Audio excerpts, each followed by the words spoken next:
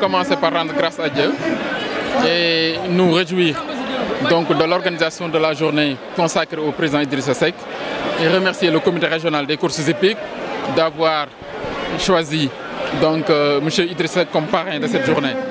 Nous avons également eu avec les maires l'engagement donc, républicain et politique donc, de se mobiliser pour que cette journée dédiée à notre responsable, notre leader, soit un succès.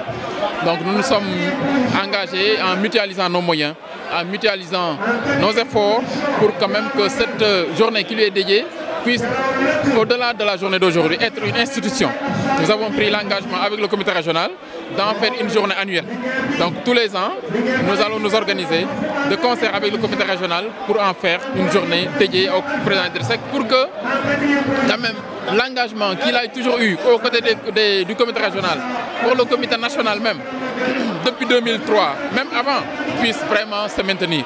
Parce que rappelons-nous, c'est le président Idrissa Seck, à l'époque Premier ministre, qui s'était engagé à réhabiliter l'hippodrome de Thiès, qui est devenu aujourd'hui l'hippodrome le plus moderne, le plus fonctionnel du Sénégal. Donc ça, je pense que nous devons nous en féliciter, mais également le comité régional donc, souhaite maintenir donc, cet hommage au président Idrissa Seck, mais également travailler à lui consacrer une journée pour lui rendre hommage. Je pense que ça a été également une belle réussite de voir tous les maires se mobiliser à nos côtés pour quand même rendre hommage à Idrissa Seck. Nous allons naturellement travailler avec le maire aussi Pape Diop pour que l'infrastructure puisse être améliorée parce que ça fait partie des infrastructures de référence au Sénégal en matière de courses hippiques. Je pense que le comité régional et le maire Pape Diop y travaillent et ça je pense que c'est à tout l'honneur de tout Thiès et ça nous allons y travailler. Quand même, nous avons vu que M. Idrissa Seck a été magnifié par tous ceux qui sont là aujourd'hui pour ces infrastructures quand même qui répondent aux normes nationales et internationales. Vous, en tant que président du conseil départemental, là où actuellement Thiès avec ses activités sportives et culturelles depuis ces temps-ci, quel est votre point de vue par rapport à certaines communes qui n'ont pas encore d'infrastructures, qui sont des communes en plein exercice? Oui, les communes doivent être accompagnées. Déjà, nous avons, avec l'État du Sénégal, pris l'engagement de réhabiliter le stade Lat Dior. L'État va mettre 500 millions, mais également le conseil départemental va travailler à installer un forage pour qu'après l'investissement pour la réhabilitation du gazon naturel, pour qu'on puisse maintenir le gazon en réalisant une infrastructure d'adduction d'eau avec un forage qu'on va faire réaliser là-bas aux frais du conseil départemental pour quand même que le problème d'alimentation en eau ne puisse pas se poser au stade Lat Dior. Après cela, nous allons naturellement voir des partenaires pour quand même réhabiliter le stade. Et nous avons demandé d'ailleurs au ministre à ce que l'enveloppe de 500 millions qui a été mise puisse être revue à la hausse. Nous avons également pris l'engagement avec des privés de réhabiliter le stade, mais également de réaliser des cantines, de réhabiliter un hôtel sportif au stade Lat Dior, mais également d'en faire une infrastructure d'accueil capable d'abriter de grandes compétitions internationales. Ça, c'est le stade Lat Dior. Pour les autres communes, comme c'est des communes nouvellement créées qui viennent d'être érigées en communes de plein exercice, comme au nord, nous allons accompagner le maire Lamine Diallo pour que le stade municipal de Nord puisse être achevé avec l'État, mais également Pape Diop déjà à son infrastructure. Il reste peut-être Aliou Sow à l'ouest, mais à l'ouest également, il faut dire, déjà Aliou Sow abrite le stade Maniang Soumaré et le stade Lat Dior. Donc à ce niveau-là, il n'y a pas de problème d'infrastructure. Peut-être c'est au nord, mais comme j'ai dit, avec le complexe de Medina Fall et le stade qui est à la ZAC, je pense que le nord aussi a déjà 2 stades. Donc je pense qu'à Thiès, quand même, est assez bien doté en infrastructure sportive. Maintenant, il faut les maintenir, travailler à ce que les infrastructures soient bien entretenues et améliorer un peu leur capacité. Ça, je pense que nous y travaillons nous tous. Et en mutualisant nos efforts, on pourra réussir quand même le pari. Vous avez été loué par les services du comité régional des courses hippiques de Thiès pour votre disponibilité par rapport à cette journée. Et nous avons vu aujourd'hui monsieur le maire Talla Sylla quand même rendre hommage au maire, au président du conseil départemental Idrissa Seck, en lui-même rendant cette grand prix qui lui a été dédié. Quelles sont vos impressions là-dessus? Oui, c'est ça que je dis. C'est cette unité-là, cette union, cet engagement politique d'unité autour du président Idrissa Seck qui est salutaire et qui est tout à fait normal. Parce que je pense qu'il n'y a rien d'exceptionnel. C'est tout à fait normal parce que nous tous qui sommes là, c'est grâce à la volonté, après Dieu, de la volonté d'Idrissa Seck que nous sommes là. C'est le président Idrissa Seck, je me rappelle, qui nous a tous orientés, engagés. Il m'a dit, on va mettre Talla à la ville. Il m'a dit, et c'est toi le garant. il était en voyage, il m'a dit c'est toi le garant, je vais voyager et l'instruction c'est que tu mobilises tout le monde pour que Talla soit mis à la ville. Nous sommes majoritaires écrasamment au niveau du conseil municipal de la ville et nous l'avons élu. C'est sa ligne qui a été respectée. Au niveau des communes, c'est lui qui a arbitré pour l'Est pour Pape Diop, Nord pour Lamine Diallo, Ouest pour Aliou Sow. Et il m'a dit, toi, tu seras toujours à mes côtés. On va ensemble au conseil départemental. Donc, nous tous, nous devons lui rendre hommage. Nous devons lui être reconnaissants. Nous devons lui dédier tous les honneurs que nous obtenons de nos positions aujourd'hui. Parce que c'est de sa générosité. Donc, si Talla Sylla prend la journée qui lui est dédiée pour le retourner à Idrissa, je pense qu'il faut s'en féliciter, le remercier pour ça et dire que nous ne pouvons que nous en réjouir.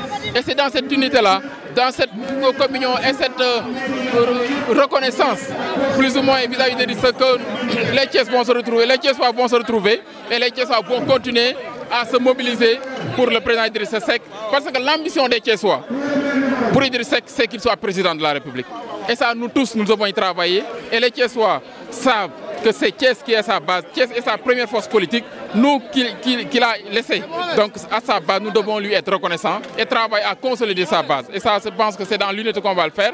Et il faut saluer ce geste-là. Monsieur le Président, Thiès TV et Thiès Info vous remercie. C'est moi qui vous remercie. Info ak Thiès TV, nous les nuyu. Bismillah mina seytaan rajim bismillah rahmaan rahim ñoo ngi sant yàlla bu baax di julli ci Mouhamed sang yi di wax ni li ñu commencé ci bismillah rahmaan rahim yi nañ ko yàlla nañ ko àggale ci alhamdulilahi rabbil alamin comme li nga wax rek ci course bi lii defe naa ni ci cosaani Sénégal la bokk ci sport bi nga xamante bokk na ci yi gën a noble moo tax ñu ñëw ci hippodrome bi nga xamante ni yàlla def na tey mu tuddoon champ de course ñu jël ko jagleel ko ci Ndiaw Macodou Diop bi nga xamante ne kenn dootu ko laajte ci Sénégal moom lañ ko tuddee ko ci conseil municipal bële passé ñu def ci délibération tuddee ko à l'unanimité des conseils ñu approuvé ko. donc kon bu ñu ñëwee fii toog tey sunu fierté la di ñaan yàlla rek ba nga xamante ni itam sunu yéene mooy gën a defaraat course bi parce que mbooloo mi fi nekk tey.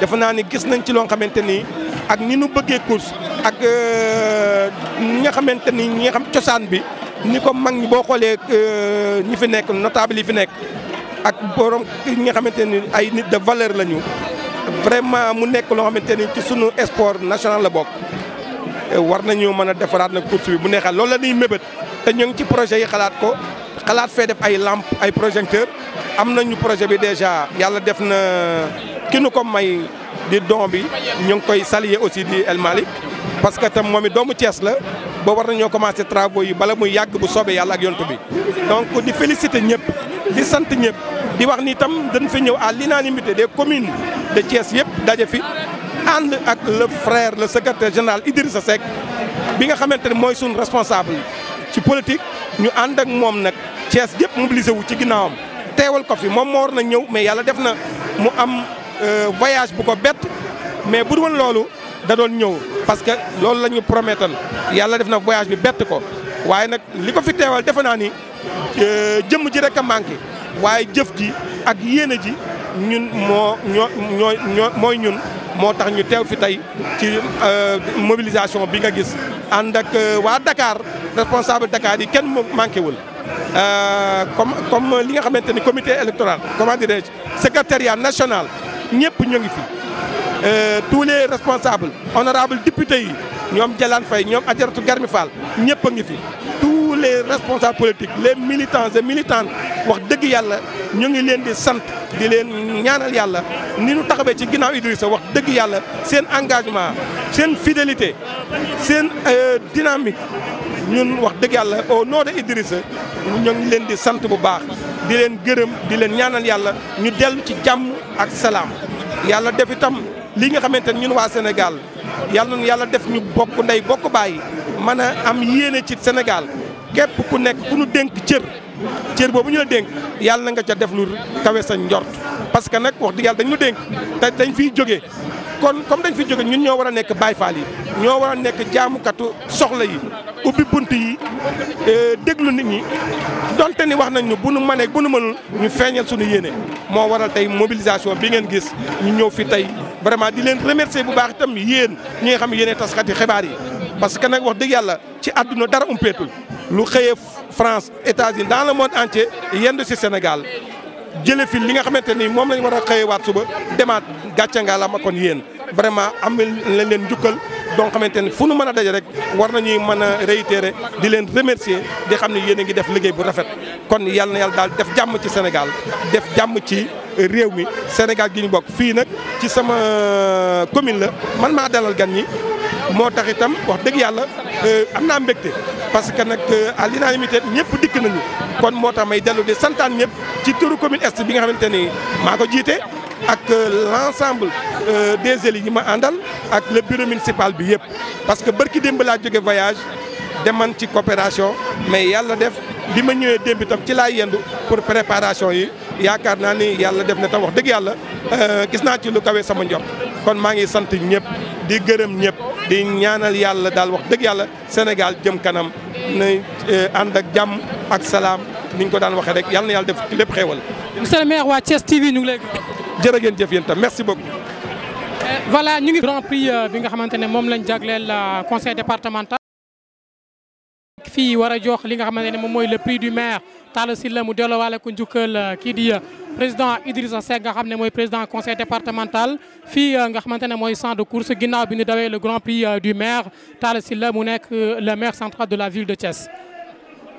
donc Talla mu ngi noonu taxaw ak ki nga xamante ne mooy Adja Garmi Fall nekk départemental donc lii mooy la thiésosité de cet événement nga xamante ne nii fii ñu toll tey moom la leen Thiès Info indil ak Thiès TV.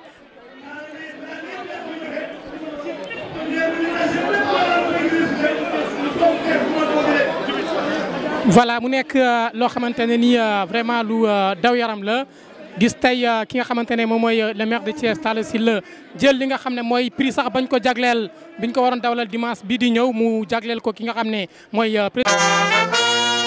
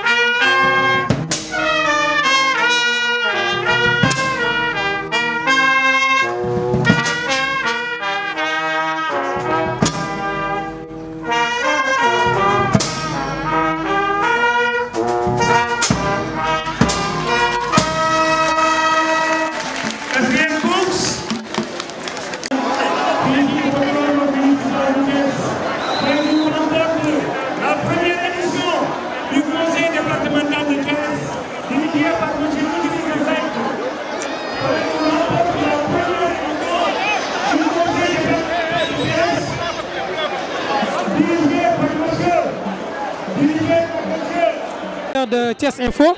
Nous sommes là avec le maire de la zone ouest, M. Aliou Sow. M. Aliou Sow, bonsoir.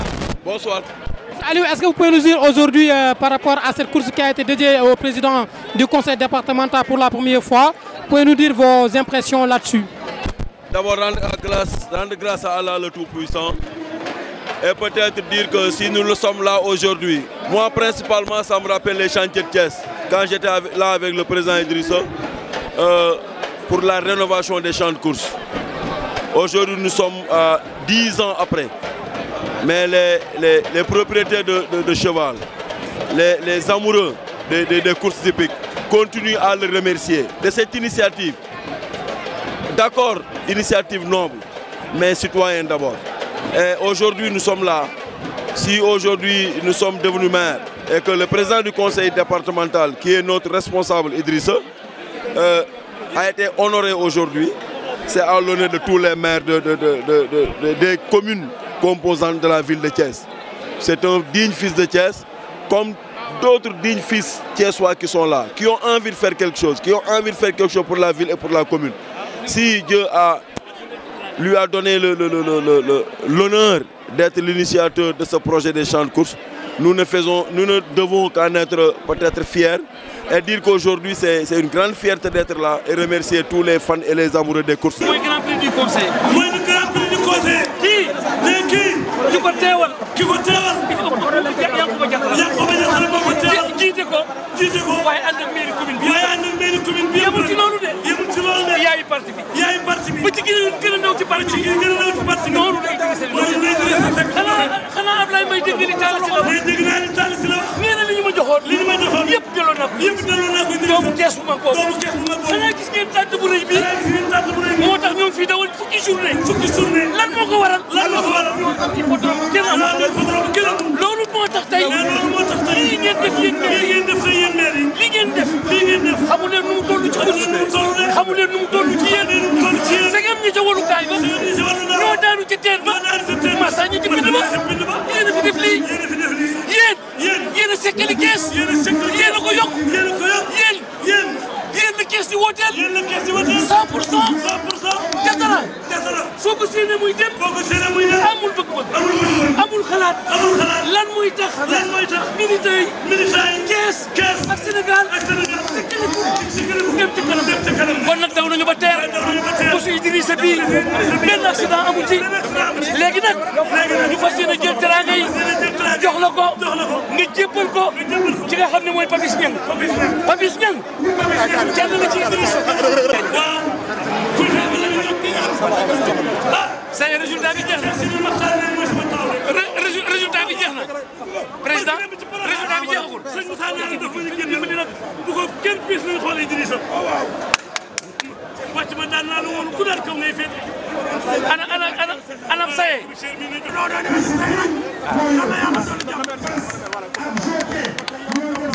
ajal du benn fan mën ngaa dégg loolu rek.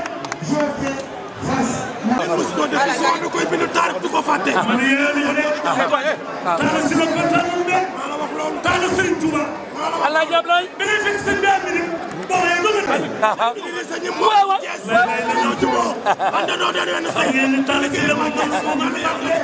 léegi nag la quatrième. léegi nag. ana Papis Niang.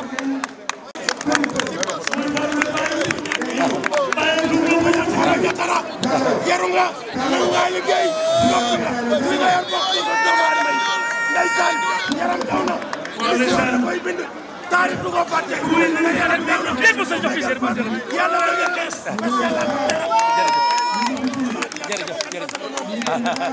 jërëjëf Papis nuyonte leen Papis jo nuyonte leen seere la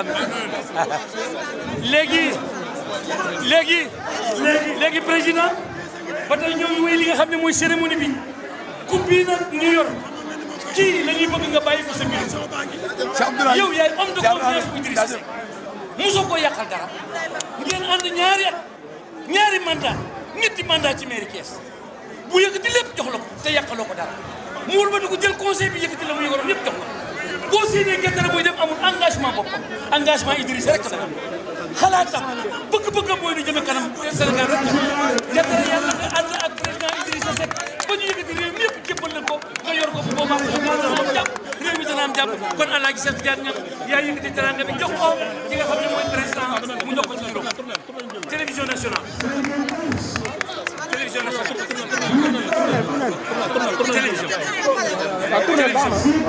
service ko doon ma jël dara téye teranga wallaay léegi seen xale bu mat wallaay bëgg yi di